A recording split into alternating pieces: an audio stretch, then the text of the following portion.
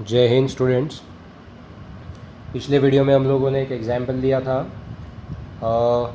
Students of a school stage rally for cleanliness programme वाला। ठीक है, अब उसके आगे एक और एग्जाम्पल है, उसको कंटिन्यू करते हैं। क्वेश्चन है, Sania has a piece of land which is in the shape of a rhombus. She wants her one daughter and one son to work on the land and produce different crops. She divided the land in two equal parts. If the perimeter of the land is 400 meter and one of the diagonals is 160 meter, then how much area each of them will get for their crops. ठीक है, मैं आपको question समझा देता हूँ। Question क्या है कि सानिया नाम की एक फार्मर है, उसके पास एक रोम्बस शेप्ड का फील्ड है। आप सब जानते हो रोम्बस क्या होता है कि एक ऐसा क्वाड्रिलेटरल जिसके ऑल साइड्स इक्वल होते हैं। ठीक है, तो ये उसके पास एक रोम्बस शेप का फील्ड है जिसका पेरीमीटर दिया हुआ है 400 मीटर का। अब उसको एक बेटा और एक बेटी है और वो चाहती है कि दोनों को इक्वल पार्ट्स उस लैंड का दे दिया जाए, एक में उसका बेटा फार्मिंग करे और एक में उसकी बेटी फार्मिंग करे। ठीक है, तो वो उसको दो इक्वल हिस्सों में डिवाइड करती है। हम सब जानते हैं कि किसी भी पैरेललोग्राम को, रोम्बस भी एक पैरेललोग्राम ही है, ठीक है, तो किसी भी पैरेललोग्राम को इक्वल पार्ट में डिवाइड करना है तो आपको उसका डायगोनल निकालना पड़ेगा। ठीक है, तो हम यहाँ से एक डायगोनल निकाल के इसको जोड़ देते हैं, तो ये दोनों भी एरियाज इक्वल रहेंगे। ओके, अब वो बोल रही है कि उस एक डायगोनल का वैल्यू जो है वो 160 मीटर का रहेगा, यानी यहाँ पे बी डी को हम 160 मीटर ले लेते हैं। अब वो बोल रही है या क्वेश्चन पूछ रहा है कि कितना एरिया उसके बेटे और बेटी को मिलेगा। तो आप चाहे ये वाला एरिया निकालो ADB वाला, या आप ये वाला एरिया निकालो BDC वाला, दोनों भी केस में क्या होगा कि एरिया सेम ही आएगा। मतलब आपको निकालना एक ही है, वही उतना ही उसका बेटे का रहेगा, उतना ही उसके बेटी का रहेगा। ठीक है, तो अब यहाँ पे पेरीमीटर हमको दिया हुआ है, यहाँ पे अगर हमको इसका एरिया निकालना है, ठीक है, तो यहाँ पे हमको बेस और हाइट की ज़रूरत होगी जो कि हमारे पास है नहीं। तो फिर हमारे पास ऑप्शन क्या बचता है, हेरॉन्स फार्मूला। हेरॉन्स फार्मूला के लिए हम लोगों को सारी साइड्स अवेलेबल चाहिए, एक तो दिया हुआ है, ये बाकी की पता करने के लिए हमको उसने पेरीमीटर दिया हुआ है, तो पहले पेरीमीटर का यूज़ करके हम पहले साइड्स निकाल लेते हैं। ठीक है, तो पेरीमीटर है 400 मीटर का, तो ईच साइड आएगा उसका 100 मीटर का। ठीक है, तो अभी हमको निकाल के दिखाना पड़ेगा, अभी तो हमने वहाँ फिगर में लिख लिया है, तो यहाँ लिखेंगे late quadrilateral ABCD be a rhombus shaped field of Sania. ठीक है, BD is a diagonal which divides quadrilateral ABCD in two equal areas and BD is equals to 160 metre. यहाँ तक आ गए हम लोग। ठीक है, अब हम बोलेंगे now perimeter of ABCD is equals to 400 metre, जो कि हमको गिवन है। ठीक है, अब यहाँ पे हम फॉर्मूला रोम्बस का क्या लगाएंगे, 4 multiplied by side is equals to 400। तो साइड, अब यहाँ पे इसको S ना बताते हुए A बता देते हैं, या X बोल दो, क्योंकि हम SABC हम लोग लेने वाले हैं हेरॉन्स फार्मूला में, तो कंफ्यूज हो सकता है, इसलिए यहाँ पे हमने अल्फ़ाबेट चेंज कर दिया। तो ये आ गया 4 into x is equals to 400, x is the side. ठीक है, तो यहाँ पे लगे तो लिख दो x is equals to side of rhombus. ठीक है, अब x इज इक्वल टू आएगा 400 डिवाइडेड बाय 4, तो x इज इक्वल टू कितना आ गया, 100 metre. x is equal to कितना आ गया, 100 मीटर। ओके, अब हमारे पास में साइड्स अवेलेबल है सारे ट्राइंगल्स की, तो अब हम हेरॉन्स फार्मूला लगा सकते हैं। तो हम जाएंगे, now we have area of triangle A B D equals to area of triangle B D C. Okay, and in triangle A B D let A is equals to 100, B is equals to 100 and C is equals to 160 meter.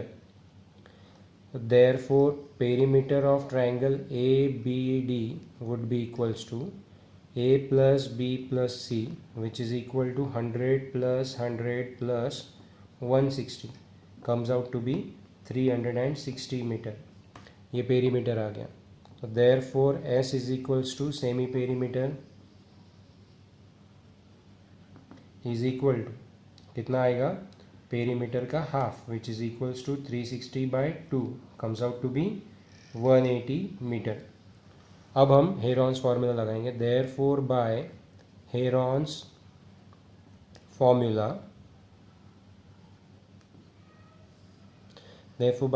Formula area of triangle ABD is equals to under root S into S minus A, S minus B, S minus C.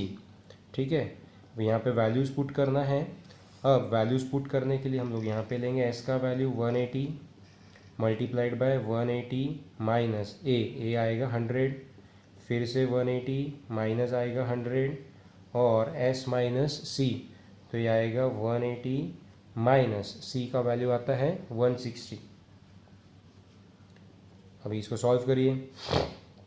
तो ये मैं आपके ऊपर छोड़ता हूँ, आप इसको solve करिए, मैं आपको फाइनल आंसर बताऊँगा इसका कितना आता है. ठीक है, तो इसका आंसर आएगा 4800 मीटर स्क्वायर. तो आप बोलोगे therefore both the son and the daughter of Sania will get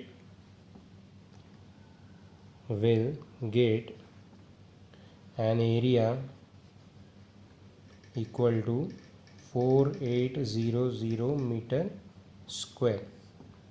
ठीक है, तो यहाँ पे हम लोगों का प्रॉब्लम ख़त्म होता है. ओके, तो ये इस कड़ी में लगभग लास्ट प्रॉब्लम था. अब इसी में मैं आप लोगों को एक्सरसाइज 12.2 होमवर्क दे रहा हूँ, जो आप लोगों को सॉल्व करनी रहेगी. इसके अंदर में टोटल 9 प्रॉब्लम्स हैं. ठीक है, तो इसलिए मैं अब ये आप 9 प्रॉब्लम्स को सॉल्व करने के लिए लगभग आपको एक दिन में तो वैसे हो जाना चाहिए, बट आप करते नहीं हो, इसलिए मैं 2 दिन का टाइम आप लोगों को दे रहा हूँ. उसके बाद मैं 2 दिन बाद फिर यहाँ पे इसके सॉल्यूशंस को अपलोड करना शुरू करूँगा. ठीक है, तो तब तक इस वीडियो के रिलीज़ होने के बाद 2 दिन आपके पास में टाइम रहेगा, जहाँ पे आपको 12.2 एक्सरसाइज कंप्लीट करनी है. ठीक है, और फिर मैं उसका सॉल्यूशन 1 बाय 1 वीडियो के अंदर मैं आपको समझाऊंगा. ठीक है, तो तब तक के लिए अपना ख्याल रखिए. Okay, take care and all the best for the homework. अभी मैं आपको होमवर्क दे रहा हूँ, आपके सामने स्क्रीन पे मैं ला रहा हूँ. आप उसका स्क्रीनशॉट निकाल लीजिए अगर आपके पास NCERT की टेक्स्ट बुक नहीं है तो. इनकेस है तो वेल एंड गुड, आपको स्क्रीनशॉट निकालने की ज़रूरत नहीं है. ठीक है, स्टूडेंट्स आपके सामने अभी मैंने टेक्स्ट बुक रखी है. ठीक है, मैं इसको पोजीशन थोड़ी चेंज करके देखता हूँ. आपको जिस जगह पे कंफर्टेबल लगे आप स्क्रीनशॉट उसका ले सकते हो. अब प्रॉब्लम यहाँ पे ऐसा है कि लॉकडाउन सिचुएशन की वजह से यूट्यूब ने भी अपना स्ट्रीमिंग क्वालिटी को थोड़ा कम किया हुआ है, इसलिए हो सकता है कि क्लैरिटी आपको प्रॉपर तरीके से ना आए. आपको कुछ एडजस्टमेंट करना पड़ेगा, कुछ चीज़ें अपने मन से थोड़ा सा एडजस्ट करके ही आपको प्रॉब्लम सॉल्व करने पड़ेंगे. ठीक है, सिर्फ कॉर्नर के जो वैल्यूज़ हैं मैं आपको बता देता हूँ क्या है.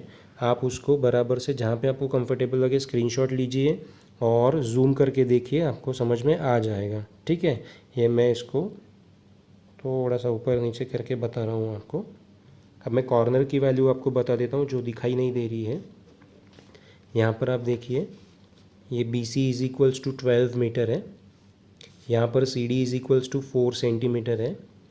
ठीक है, यहाँ कॉर्नर में फाइंड लिखा हुआ है, यहाँ पे इफ़ दी साइड्स ऑफ ऐसा लिखा हुआ है, और यहाँ पे स्टैंड्स ऑन दी बेस ऐसा लिखा हुआ है. तो ये उतना कुछ इंपॉर्टेंट नहीं है, वैल्यूज़ आप नोट कर लिए होंगे.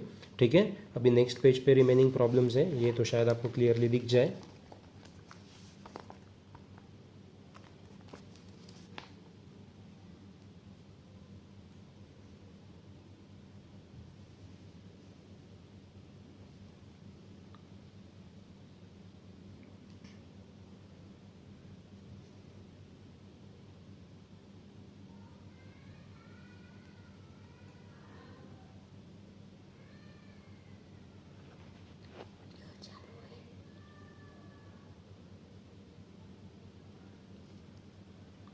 ठीक है, मैं पहले प्रॉब्लम की पहली लाइन पढ़ रहा हूँ यहाँ पे 5th प्रॉब्लम की। A rhombus shaped field has green grass for 18 cows to graze if each side of the rhombus is 30 metre and its longer diagonal is 48 metre, how much area of grass field will each cow be getting. ठीक है, बाकी का आपको समझ आ रहा होगा, थोड़ा बहुत हाइपोथेसिस लगा के आप इसको कर लीजिए। ठीक है, यहाँ पर 10 ट्रायंगुलर पीसेस लिखा है, ये 20, 50 और 50 सेंटीमीटर है। यहाँ पर 32 सेंटीमीटर है, ये 8 सेंटीमीटर है, ये 6 सेंटीमीटर है। उसके बाद यहाँ पे 9 सेंटीमीटर, 28 सेंटीमीटर, 35 सेंटीमीटर, 50 पैसे पर सेंटीमीटर स्क्वायर। ठीक है, यहाँ तो आपको क्लियर दिख रहा होगा, ऐसा होप करता हूँ। ओके, सो अब मिलते हैं 2 दिन बाद अगले वीडियो में, तब तक के आप होमवर्क को सॉल्व करके रखिए। ओके, जय हिंद।